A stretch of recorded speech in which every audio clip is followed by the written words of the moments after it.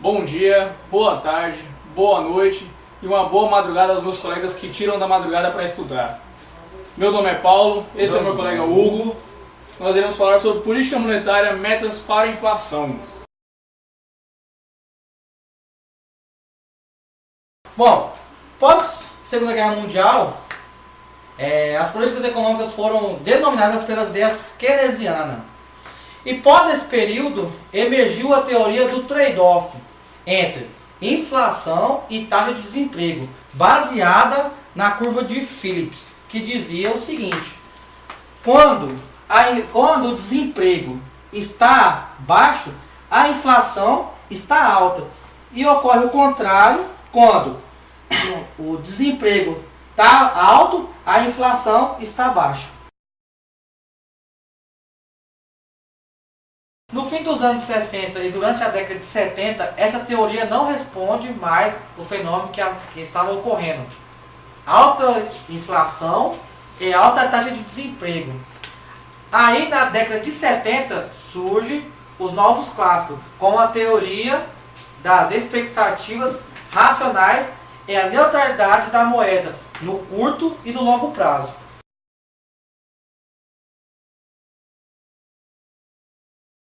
Na década de 80, surgem os novos keynesianos, como contraponto às teorias dos novos clássicos. Para esses, a política monetária tem efeito no curto prazo, devido à existência de imperfeições no mercado.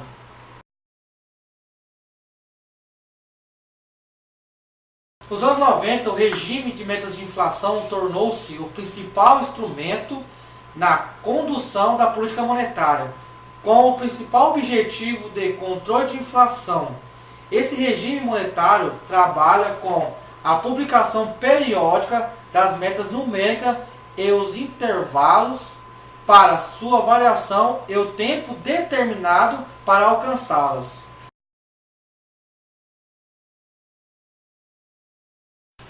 O regime de meta de inflação iniciou-se na Nova Zelândia em 1990.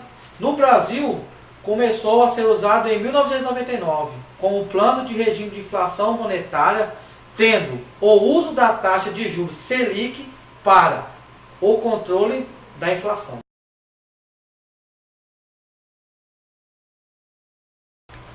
O que é regime de metas de inflação? No regime de metas de inflação, o Banco Central ele atua de forma a alcançar um nível de inflação pré-estabelecido e também divulgado.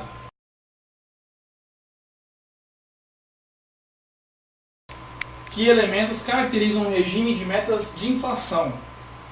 Mecanismos para tornar as autoridades responsáveis. As autoridades, que no caso são os bancos centrais, eles devem possuir alguns mecanismos para se tornarem responsáveis pelo cumprimento dessas metas estipuladas. Com o cumprimento dessas metas, os bancos ganham credibilidade. Conhecimento público. O público ele deve estar ciente sobre essas metas. O público deve ter conhecimento sobre as metas que eles estão almejando. Comprometimento. O comprometimento é muito importante. Os bancos centrais eles devem cumprir com o que eles estipulam, pois o mercado ele gira em torno dessas metas. Ele se baseia nessas metas de inflação. Estratégia, claro. Devem existir estratégias pré-estipuladas, pautadas e devem ser muito claras para o entendimento de todos os agentes e do público. Entretanto, não somente o anúncio é importante para o cumprimento dessas metas. A transparência e a informação, a publicação constante do processo para alcançar essas metas é muito importante também.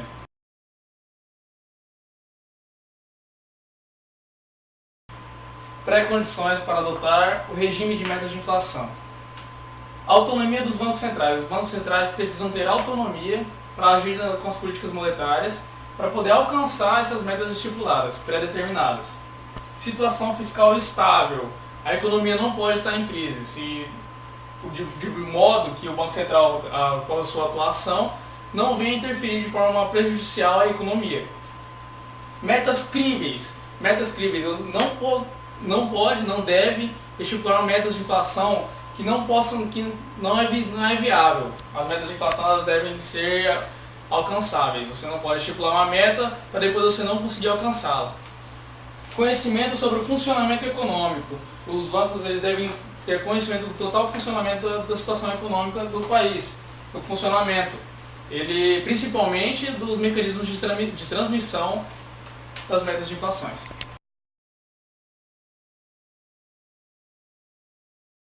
Bandas de metas para inflação. O que são as bandas de meta? As bandas de metas é um limite, ela possui um teto e um pé. Se você possui uma meta de inflação de 4,5, por exemplo, com um teto de 6 e um pé de 3, você vai ter todo esse espaço para você trabalhar suas políticas monetárias. O Banco Central não consegue agir de uma forma perfeita a ter a meta de inflação exatamente 5,5. Uma outra razão para existir as bandas de meta de inflação: se a economia tiver algum choque forte, o banco consegue, através de uma política, voltar a direcionar a sua meta para o 5,5, o 4,5, perdão. Por exemplo, a meta de inflação está em 3,5 e tem um choque de modo que a inflação suba próximo de 6. Logo, o banco vai agir de forma a reduzir essa meta de volta para 4,5.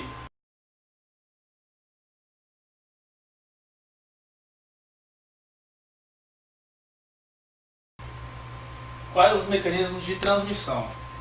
Quais mecanismos de transmissão são utilizados para informar as metas de inflação ou identificados? Os mecanismos de transmissão são os canais por meio dos quais, através da taxa de juros básica, afetam outros agentes econômicos, tais como preços e produtos. Quais os horizontes temporais? Horizontes temporais são em quanto tempo você analisa se a sua meta de inflação foi ou não alcançada. Nós temos aqui 3 tipos de tipos de horizontes temporais, que no caso tem um ano calendário, que é utilizado no Brasil. No ano calendário você verifica se a sua meta de inflação foi alcançada de ano em ano. Tem o Rolling Window, que no caso é o que é utilizado, que você analisa a sua meta de inflação todo mês. Mensalmente ele é analisado se a sua meta está sendo alcançada.